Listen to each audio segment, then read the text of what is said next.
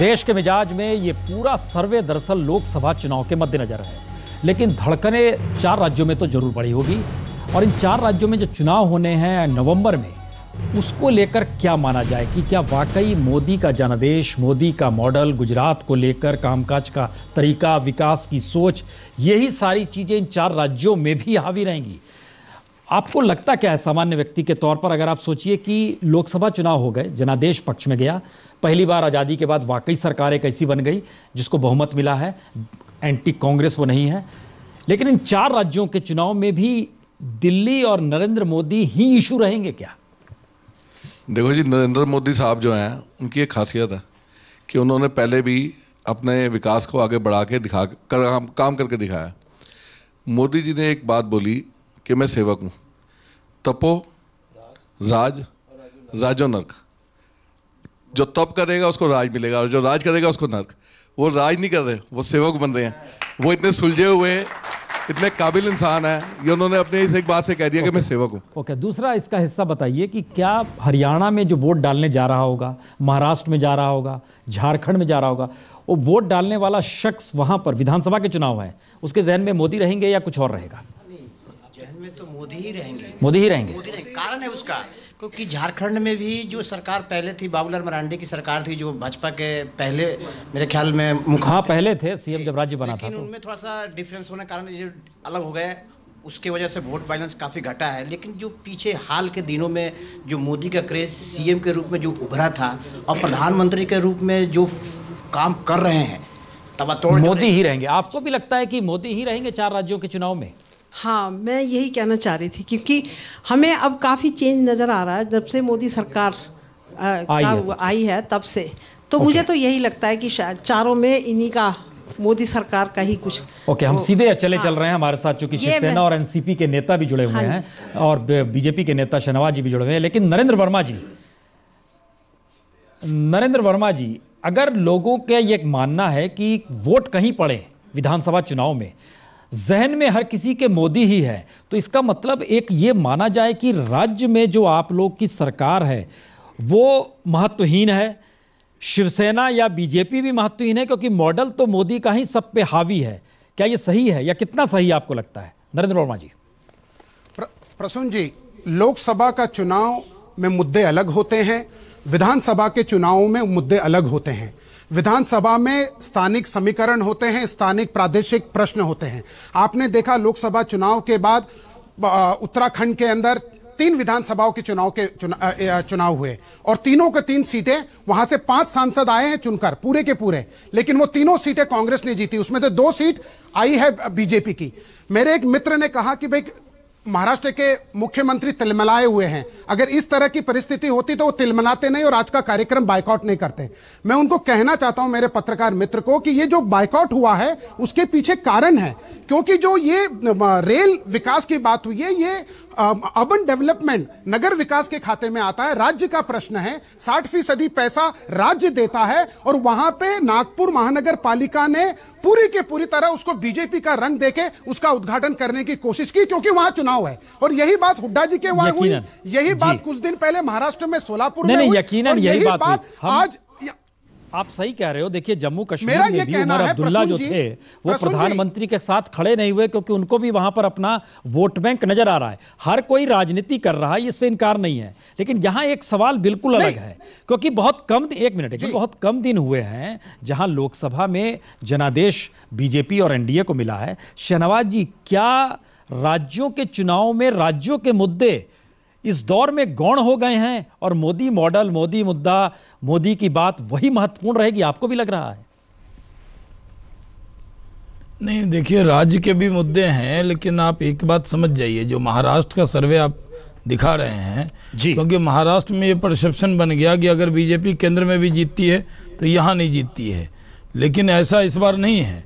महाराष्ट्र में जो हम लोग जीते हैं, मोदी जी की एक हवा थी, वो भी वजह है, लेकिन महाराष्ट्र में जो कांग्रेस के खिलाफ गुस्सा है वो भी एक वजह है। इसलिए जो महाराष्ट्र का चुनाव जब आएगा, अभी भी आप हमें कोई पिछड़ता हुआ नहीं दिखा रहे, सीटें कम दिखा रहे हैं, लोकसभा के बारे में पूछा है, लेकिन महाराष्ट्र में विधानसभा का भी चुनाव हरियाणा और झारखंड की तरह हम महाराष्ट्र में भी अच्छे वोटों से जीतने वाले हैं।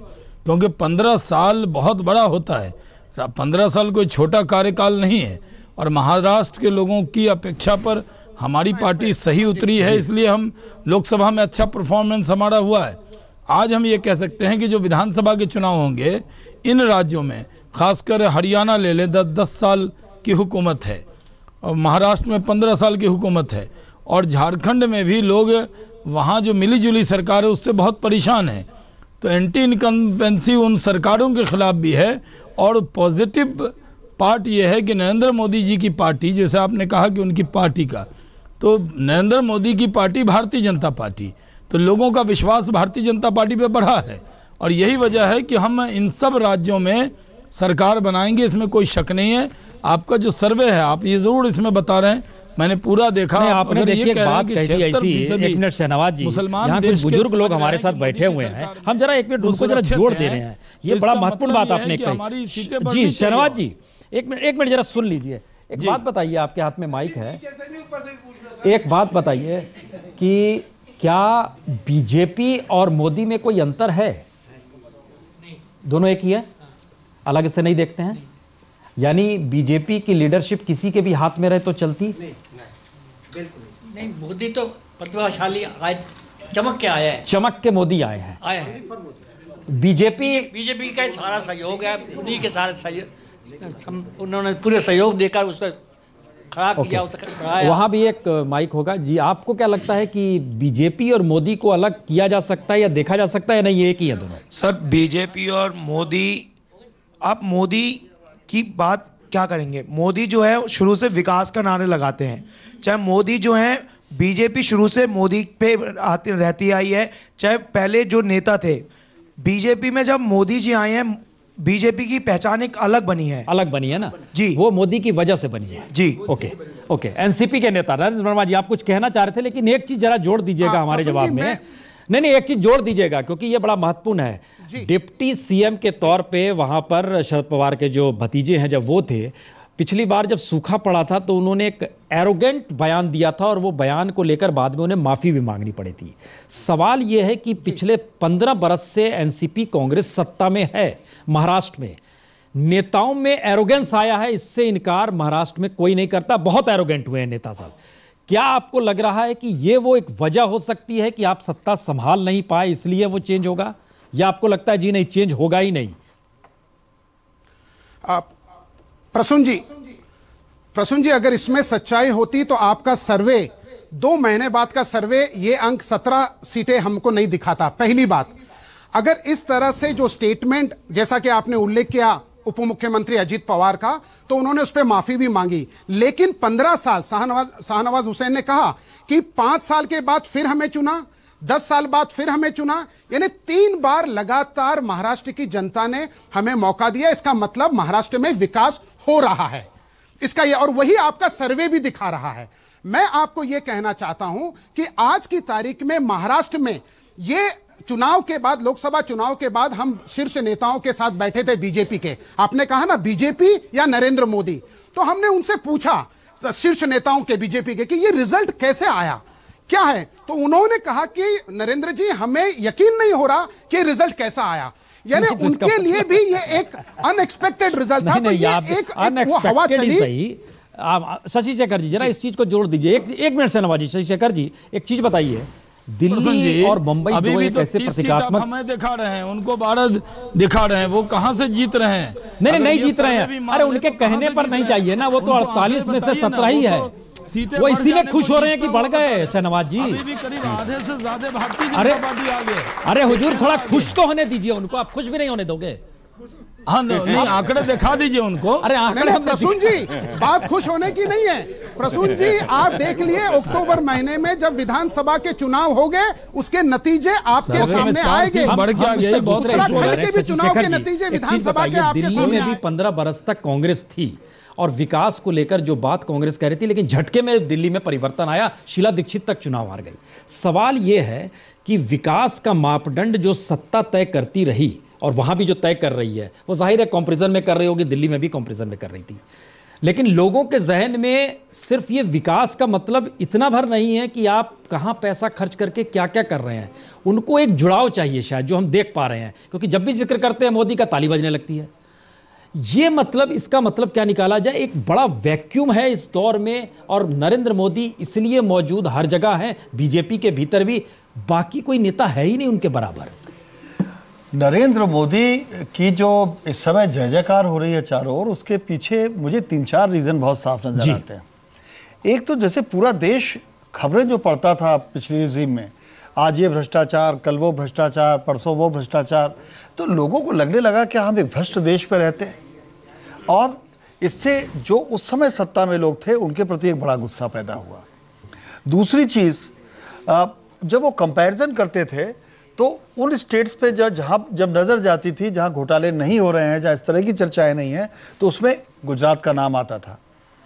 तीसरी बात, मोदी ने खुद को एक ऐसे नेता के तौर पर विकसित किया जो बहुत साफ बोल रहा था, जो बहुत ही अटैक कर रहा था, और जिसमें जनता से कनेक्ट करने की बहुत शक्ति थी। अगर आप इस समय नेताओं का पूरा चंक देखिए, इसमें बहुत कम लोग हैं जो जनता से सीधे कनेक्ट कर पाते हैं। ये जो आप बोल रहे हो, एक मिनट संजय जी, एक बात बताइए, अगर बीजेपी में मोदी की जगह कोई दूसरी लीडरशिप होती, XYZ किसी का नाम ले लीजिए, तो क्या बीजेपी इस रूप में नहीं जीत पाती? बिल्कुल भी नहीं, बिल्कुल भी नहीं। अगर आंकड़ों को के द्वारा मैं प्रस्तुत करूं तो हमारे रिसर्च से ये पता चलता है कि जिन लोगों ने बीजेपी को वोट दिया उनमें से करीब 27-28% ऐसे थे जिन्होंने कहा हमने मोदी के कारण ही बीजेपी को वोट दिया। निश्चित रूप से इतनी बड़ी जीत नहीं है, क्योंकि जनता से वो कनेक्ट कर रहे थे, वो जहाँ जाते थे जनता से कनेक्ट करते थे। देश के मिजाज में एक नई बात निकलकर यह भी आई है कि दरअसल जो नेता चुंबकीय होगा, जिसके साथ वोट जुड़ते चले जाएं, जिसके जरिए वोट मिले और उस जनादेश उसके पक्ष में चलता चला जाए, तो सब कुछ वही हो जाता है। क्या ये डेमोक्रेटिक सेटअप के लिए अच्छा है राकेश जी, या एक स्थिति बड़ी नाजुक है कि सब कुछ आज की तारीख में, एक वक्त सोनिया गांधी थी, एक वक्त इंदिरा गांधी थी, एक वक्त नरेंद्र मोदी है? देखिए, एक तो बात मान लीजिए कि कांग्रेस और भारतीय जनता पार्टी के नेतृत्व की तुलना करना बेमानी होगी। वह परिवार पर आधारित पार्टी, और इंदिरा गांधी जिस ढंग से कांग्रेस के संगठन को समाप्त कर दिया था, भारतीय जनता पार्टी का संगठन समाप्त नहीं हो सकता। प्रसन्न जी, आप जानते हैं भारतीय जनता पार्टी एक पार्टी होने के साथ साथ एक पूरे मूवमेंट का हिस्सा है, संघ परिवार का हिस्सा है। नहीं, एक चीज बताइए, ये सवाल हम इसलिए कर रहे हैं क्योंकि ये जिक्र निकल कर आया, अगर मोदी अगुवाई नहीं कर रहे होते तो वो लाभ बीजेपी को नहीं मिलता। मैं उस पर आ रहा हूँ। देखिए, नरेंद्र मोदी जब गुजरात के मुख्यमंत्री थे, 2002 से लगातार उन पर जब आक्रमण हो रहा था, तो पूरे देश में उनके प्रति एक सहानुभूति बनी, क्योंकि जो व्यक्ति विकास कर रहा था, जो व्यक्ति राष्ट्र को संबोधित कर रहा था, उस व्यक्ति को आप क्या नहीं, हिटलर मुसोलिनी नहीं, उसको किस तरह से आप फांसी पे लटकाना चाह रहे थे, बिना गुनाह का उस व्यक्ति को फांसी पे लटकाना चाह रहे थे, 2002 के दंगे का महानायक बनाना चाह रहे थे, विलेन बनाना चाह रहे थे। वह नरेंद्र मोदी ने जनता के मुद्दे को जिस आक्रामक तरीके से उठाया, एक। दूसरा, इस देश में नेतृत्व का वैक्यूम मनमोहन सिंह ने 10 साल में जो दिया। बताइए, हमको लगता है आप थोड़ा हिस्टोरिकल पर्सपेक्टिव में जाइए। बाला साहब ठाकरे को लेकर हमें लगता है जब पहली बार वो मैदान में आए थे तो क्या क्या कुछ नहीं कहा गया था उनके बारे में। मोदी के बारे में तो फिर भी कम कहा गया, उनको तो खलनायक और से लेकर कहीं ज़्यादा स्थिति नाजुक हो गई थी। इसका मतलब इस देश में यह है कि पहले आप एक खलनायक की पोजीशन में आइए और धीरे धीरे नायक आप खुद बन जाएंगे। नहीं प्रसून जी, इसमें अंतर है। नरेंद्र मोदी डेमोक्रेटिक तरीके से चुनकर आए, डेमोक्रेटिक हर कोई रहा, एक राष्ट्रीय पार्टी के नेता के रूप में, मुख्यमंत्री के रूप में वो काम कर रहे थे। उनको एक वर्ग जो बुद्धिजीवियों का वर्ग है, जिससे जनता अपने आप को कंटेम्प्ट से देख रही है, उस वर्ग को, कि इस वर्ग ने ये चाहा कि जनता के कॉन्सेंस को अपने हाथ में रख ले, जनता की ठेकेदारी करना। और आज आप देख रहे हैं कांग्रेस बार बार सांप्रदायिकता के मुद्दे को उठाकर ये दिखाना चाह रही है कि नरेंद्र मोदी की घड़ी की सुई को ही ले जाना चाह रही है, लेकिन देश की जनता उससे दूर जा चुकी है, दूर इतनी जा चुकी है। नरेंद्र मोदी इसलिए उभर कर आए कि पार्टी ने उनको पार्टी में एक नेता के रूप में इसलिए उभर कर आए कि कारण था कि संसदीय पार्टी जिस ढंग से सरकार का विरोध कर रही थी, नरेंद्र मोदी संसदीय पार्टी से बाहर होकर एक मुख्यमंत्री के रूप में इस सरकार यूपीए का जिस ढंग से विरोध कर रहे थे, जनता ने उनकी आक्रामकता को पसंद किया। स्ट्रक्चर बना हुआ है डेमोक्रेटिक, फिर भी आप मान रहे हैं। लेकिन भारतीय जनता पार्टी का स्ट्रक्चर और नरेंद्र मोदी स्वयं, मैं कह रहा हूं, नरेंद्र मोदी स्वयं भारतीय जनता पार्टी के लोकतांत्रिक संरचना को ध्वस्त कभी नहीं करेंगे। वे इसी के जी बोलिए। नरेंद्र मोदी जो है मॉडल इसलिए बने कि सबसे पहले तो कांग्रेस के जो भ्रष्टाचार खुले उससे जनता के अंदर एक गुस्सा पैदा हुआ। उसके बाद 2 मॉडल बने, एक केजरीवाल और एक मोदी। केजरीवाल अपने लालची स्वरूप के कारण पहले सीएम की कुर्सी मुंह में और जाके बनारस में बैठ के वहाँ डूब गए। उसकी वजह से अब इस देश के मॉडल जो है, रोल मॉडल जो बन गए हैं वो नरेंद्र मोदी हैं और इनका ग्राफ हमेशा ऊपर इसलिए जाएगा क्योंकि पहले जवाहरलाल नेहरू थे, इंदिरा गांधी थी। एक सुन तो लीजिए, सवाल भी सुन लीजिए। हाँ। जो चुनाव होने वाले हैं अलग अलग राज्यों में, हाँ, वहां पर भी मोदी के नाम पर ही वोट पड़ेंगे। हाँ जी, मोदी रोल मॉडल रहेंगे और बाकी क्योंकि ऐसा है कमाबेशी थोड़ी बढ़ोतरी, रेट बढ़ जाते हैं, कम हो जाते हैं, जनता में गुस्सा घट जाता है, बढ़ जाता है।